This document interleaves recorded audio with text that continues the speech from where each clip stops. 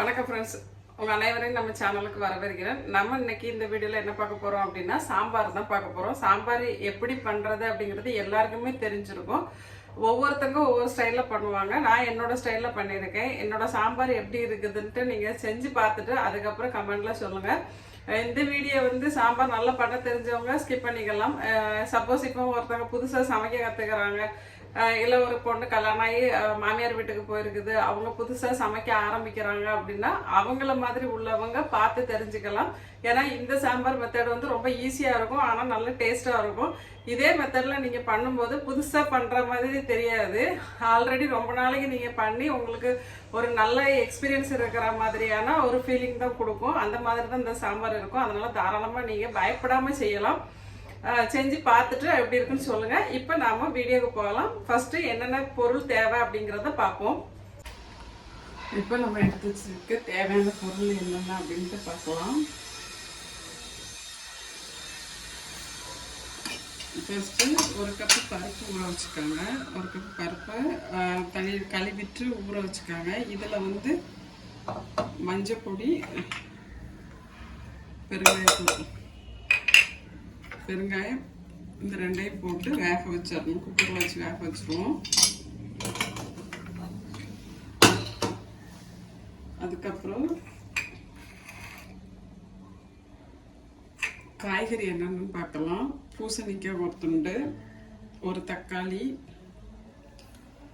ஒரு 3 பச்சை மிளகாய், கொஞ்சமாக ஒரு கேரட்டு. இது குட்டி குட்டியாக இருக்குன்னா நான் 4 வச்சுருக்கேன். இல்லைன்னா ஒரு பெரிய கேரட் எடுத்துக்கோங்க. ஒரு உருளைக்கிழங்கு, ஒரு 5-6 பீன்ஸு, 2-3 கத்திரிக்காய், கொஞ்சம் சின்ன வெங்காயம்.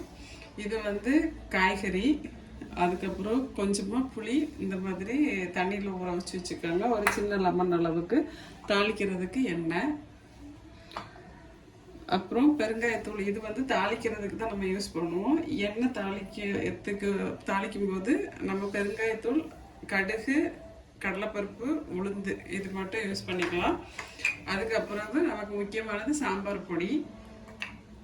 இது உப்பு, டேஸ்டாக உப்பு. இது எல்லாத்தையும் எடுத்து வச்சுக்கோங்க ஃபஸ்ட்டு. இப்போ பருப்பு நம்ம பாயில் பண்ணிடுவோம். பாயில் பண்ணிவிட்டு அதுக்கப்புறம் எப்படி எடுத்து பார்க்கலாம். காய்கறி எல்லாத்தையுமே நம்ம கட் பண்ணி க்ளீன் பண்ணணும்.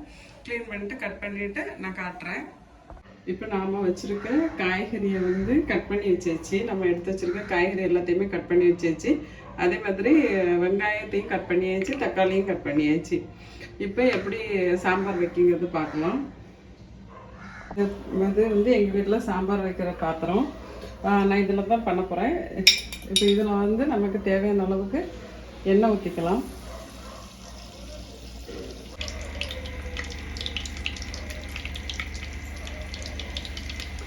அது நல்லா பொரியணும். நல்லா பொரியது வரைக்கும் வெயிட் பண்ணுங்கள்.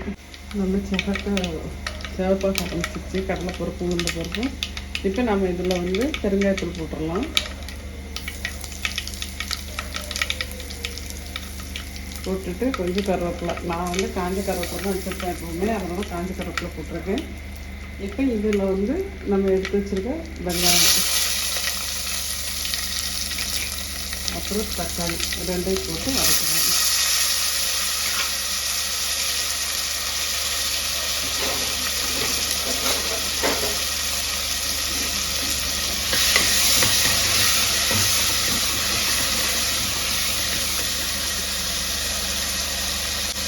இது கொஞ்சமாக உப்பு போட்டு வதக்கினீங்கன்னா கொஞ்சம் சீக்கிரமாக வதங்கிடும். அதெல்லாம் கொஞ்சம் உப்பு போட்டுக்கோங்க.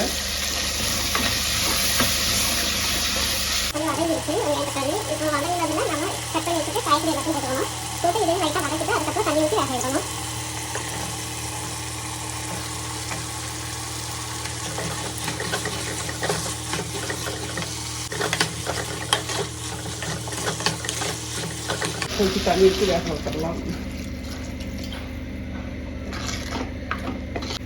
இப்போ இதை ஒரு மூடி போட்டு நல்லா வேக விட்டுருக்கு. இப்போ வெந்துட்டு இருக்கட்டும். அதுக்கப்புறம் நம்ம பார்த்துக்கலாம்.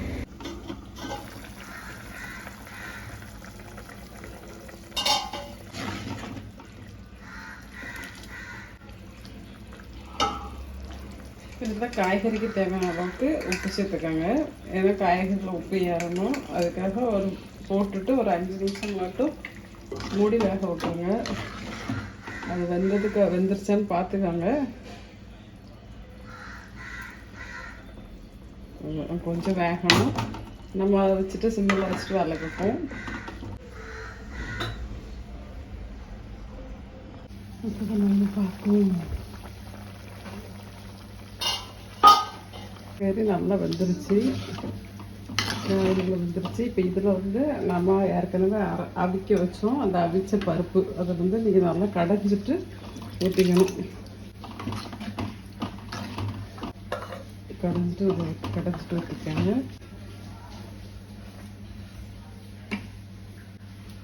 நம்ம எடுத்து வச்சுருக்க சாம்பார் பொடியை இதில் போட்டுட்டு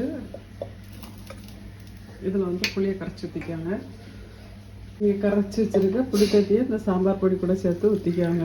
எதுக்காக அப்படின்னா நம்ம சாம்பார் பொடி அப்படியே போட்டால் கரையாது, கொஞ்சம் உருண்டையாக வந்துடும். அது மாதிரி இது இப்படி கரைச்சி ஊற்றுனீங்கன்னா உங்களுக்கு ஈஸியாக கரைஞ்சிரும். அதுக்காக தான். இப்போ பார்த்தீங்கன்னா தெரியும், நமக்கு அந்த பருப்பு தண்ணி வேஸ்ட்டாக போகாது. இப்போ இதில் ஊற்றிட்டு கலந்துட்டுருங்க. உங்களுக்கு தண்ணி எந்த அளவுக்கு வேணும் அப்படிங்கிறத பார்த்துட்டு நீங்கள் தண்ணி ஊற்றிக்கலாம். இப்போ நான் வந்து இதை கட்டியாக தான் வச்சுருக்கேன், அதனால கொஞ்சம் தண்ணி ஊற்றிக்கிறேன். ஏன்னா சாம்பார் நமக்கு கொதிக்கணும், இல்லை கொஞ்சம் வற்றும். அதனால நீங்கள் கொஞ்சமாக தண்ணி ஊற்றிக்கோங்க. கட்டியாக வச்சுருந்தீங்கன்னா ரொம்ப திக்காகிடும், அப்புறம் சாம்பார் நல்லா இருக்காது, குழுக்குழுன்னு. அதனால கொஞ்சமாக தண்ணி ஊற்றி கொதிக்க விட்டுக்கோங்க. இப்போ நீங்கள் இதில் உப்பு எவ்வளோ வேணுங்கிறத பார்த்துட்டு நீங்கள் உப்பு போட்டுக்கோங்க. இதில் கொஞ்சம் தான் உப்பு போட்டிருந்தேன், அதனால் நான் இப்போ உப்பு பத்தலை எனக்கு, அதனால் நான் உப்பு போட்டுக்கிறேன். நீங்கள் உங்களுக்கு பார்த்துட்டு நீங்கள் போட்டுக்கோங்க. இப்போ இது நல்லா கொதிக்கட்டும். மூடி வச்சுருங்க. மூடி வச்சுட்டு நல்லா கொதிக்க விட்டுருங்க. நடுவில் ஒரு வாட்டி கொதிக்குதான்னு பார்த்துக்காங்க. அப்படி இல்லைன்னா குடிக்க ஆரம்பிச்சிடும். இப்போ நல்லா கொதிச்சிருச்சு. நீங்கள் பார்த்தீங்கன்னாலே தெரியும், சாம்பார் நல்லா கலர்ஃபுல்லாக இருக்கும். இப்போ நான் இதில் கொஞ்சமாக வெல்லம் போடுறேன். எதுக்காக அப்படின்னா எனக்கு அந்த டேஸ்ட் பிடிக்கும். லைட்டாக ஒரு இனிப்பு டேஸ்ட்டோடு இருக்கும். உங்களுக்கு விருப்பம்னா போட்டுக்கோங்க. அதனால தான் நான் தேவையான பொருளில் நான் வெல்லத்தை காட்டலை. உங்களுக்கு விருப்பம் இருந்ததுன்னா நீங்கள் போட்டு பண்ணிக்கோங்க. வெல்லம் போட்டு ஒரு 2 நிமிஷம் நம்ம கொதிக்க விட்டுட்டு ஸ்டவ்வை ஆஃப் பண்ணிடலாம். அந்தளவுக்கு வெந்தால் போதும். ஏன்னா இது இப்போ நல்லா ரொம்ப நேரம் கொதிச்சிருச்சு, நல்லா வெந்துருச்சு. இப்போ நம்ம வந்து சாம்பார் ரெடி. இப்போ இதை கிண்ணத்துக்கு மாற்றிக்கலாம். இப்போ நம்மளோட கலர்ஃபுல்லான சாம்பார் ரெடி ஆயிடுச்சு. நீங்கள் பார்த்தீங்கன்னாலே தெரியும், எல்லா காய்கறியும் போட்டு ரொம்பவே சூப்பராக இருக்குது. கண்டிப்பாக இதை நீங்கள் செஞ்சு சாப்பிட்டு பார்த்துட்டு எப்படி இருக்குதுன்ட்டு சொல்லுங்கள். கண்டிப்பாக இது எல்லாருக்குமே பிடிக்கும். உங்கள் வீட்டில் நீங்கள் இதே மாதிரி செஞ்சு பாருங்கள். நீங்கள் எல்லாருக்குமே சாம்பார் பண்ண தெரிஞ்சிருக்கும். தமிழ்நாட்டில் யாருக்குமே சாம்பார் பண்ண தெரியாதுன்னு சொல்ல முடியாது. ஆனால் ஒவ்வொருத்தங்க ஒவ்வொரு ஸ்டைலில் பண்ணுவாங்க. நான் என்னோட ஸ்டைலில் பண்ணியிருக்கேன். கண்டிப்பாக இது உங்களுக்கு பிடிச்சிருக்கும்னு நம்புகிறேன். இந்த சாம்பார் பிடிச்சிருக்கு அப்படின்னா கண்டிப்பாக கமெண்ட்ல சொல்லுங்கள். இது வரைக்கும் நம்ம சேனலை நீங்கள் சப்ஸ்கிரைப் பண்ணாமல் பார்த்துட்டு இருக்கீங்கன்னா இப்போ சப்ஸ்கிரைப் பண்ணி வச்சுக்கோங்க. சப்ஸ்கிரைப் பண்ணிட்டு பக்கத்தில் பெல் பட்டனில் ஆல் கொடுத்துருங்க. ஏன்னா என்னோட அடுத்தடுத்த வீடியோ உங்களுக்கு நோட்டிஃபிகேஷனில் வரும். நான் என்னெல்லாம் வீடியோ போடுறேன் அப்படிங்கிறது உங்களுக்கு உடனுக்குடன் தெரிஞ்சுக்கலாம். கண்டிப்பாக என்னை மாதிரியான ஒரு சின்ன யூடியூபருக்கு ஒரு 2 செகண்ட் நீங்கள் ஒதுக்கி சப்ஸ்கிரைப் பண்ணிக்கிட்டு பக்கத்தில் உள்ள பெல் பட்டனில் ஆல் கொடுத்து வச்சுருங்க. அதே மாதிரி இந்த சமையல் நல்லா இருக்குது அப்படின்னா ஒரு சின்ன கமெண்ட் பண்ணுங்கள், நல்லா இருக்குது நல்லா இல்லை அப்படிங்கிறத.